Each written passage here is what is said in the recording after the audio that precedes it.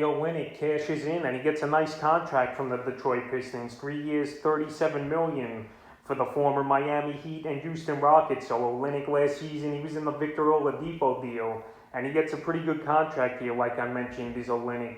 Getting $13 million a year, which is not a number to sneeze at almost, for a guy who's been a backup forward center throughout his career. So last season between Miami and Houston, 13.5 points a game, 7 boards, 3 assists a game, 1.1 steals, 1.8 threes a game, 82% from the foul line, and 48% from the field. To the Pistons we saw on draft night trade Mason Plumlee, and right now I'm thinking Kelly Olynyk's going to step in at the forward or center position to start the season here, because you're not going to give the guy this much money for him to sit on the bench or come off the bench for only 20-25 minutes. I think Olynyk's going to start, and we saw what he could do with an expanded role last season with the Houston Rockets, even though that Rocket team was gutted and really had no one to turn to or play. So right here, I like the fit with Detroit. This guy's a stretch 4, stretch 5. He can hit the 3 ball, like I mentioned, hitting 1.8 threes a game. And we saw a couple games last season where he had 20, 25-point games,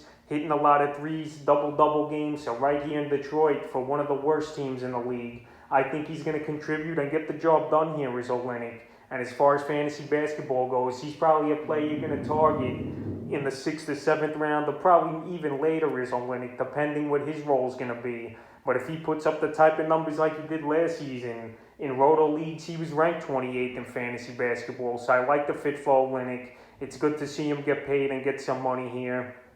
And let's see what he could do with Detroit. But I expect Detroit to have another bad season this year. So Kelly Olynk signs a free agent deal with the Pistons, and we'll see what he could do for the Pistons and fantasy owners in the upcoming 2021-2022 season.